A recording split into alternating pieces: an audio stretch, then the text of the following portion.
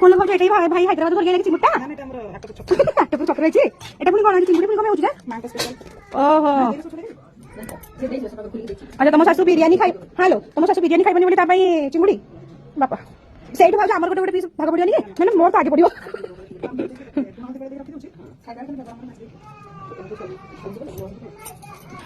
তো ঝিଅକୁ ତ ବନାଲ ଗୋଟେ ପିସ୍ ଚିଙ୍ଗୁଡି ହଁ ଜାଣିଛି ଦବ ରେଡି ହେଲାଣି ନା ନେଲ ମୁଁ ତ ଭୋକ କଲାଣି ଚାଲିଛି କେତେ ଟାଇମ ଆଉ ଲାଗିବ ମାନେ ବିରିୟାନୀ ମାନେ ଭାତଟା ହେଇଗଲାଣି ବୋଧେ ନା ଏଟା ଖାଲି ଯାହା ମାଂସଟା କଷିଗଲେ ହେଇଯିବ ଆଉ ନା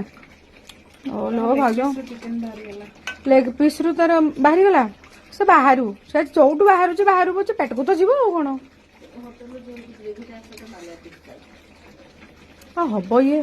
ଛୋଟିଆ ଛୋଟିଆ ଇଏ କରିକି ଆଉ ଟିକେ ଗ୍ରେଭି କରିଦେବା ନା ଏଟା ଆମର ପିଆଜ ରେଡି ହେଇସାରିଲାଣି ଓହୋ ଆମର ଚିଙ୍ଗୁଡି ବି ରେଡି ହେଇସାରିଲାଣି ଚିଙ୍ଗୁଡି ଖାଲି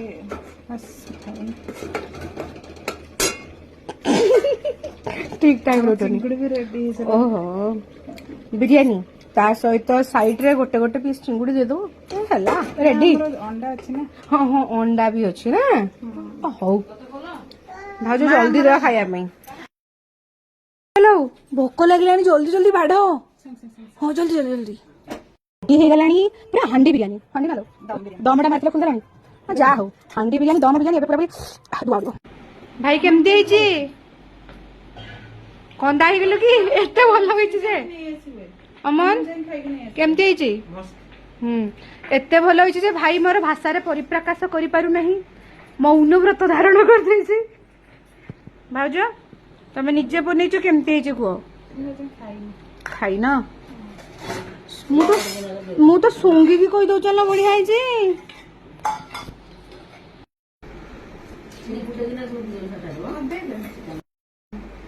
ଏଇଟା କଣ କହୁଛ ନା ଅନା ଅନା ବୁଝିବୁନି ନା ଅନା ମୋ ଧନ୍ୟ ବି ବିରିୟାନୀ ଖାଇବ ମୋ ଧନ୍ୟ କଣ ପାଇଁ ସିଝା ଭାତ ଖାଇବ ବହୁତ ଗୁଣ ଲେଗ ପିସ୍ ର ମାଂସ ଝୁଲି ପଡିଛି ତୁମେ ତ କହିଲ ଯେମିତି ହେଲେ ଖାଇଯିବୁ ହଁ ଝୁଲୁ ଝୁଲୁ ଉଲୁ ଯାହା ହଉଛି ପେଟକୁ ତ ଯିବ ନା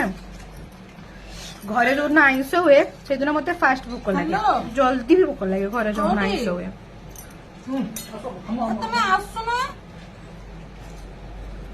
ମୋ ଭାଉଜ ତା ନଣନ୍ଦେଇକୁ ଫୋନ କରିଛନ୍ତି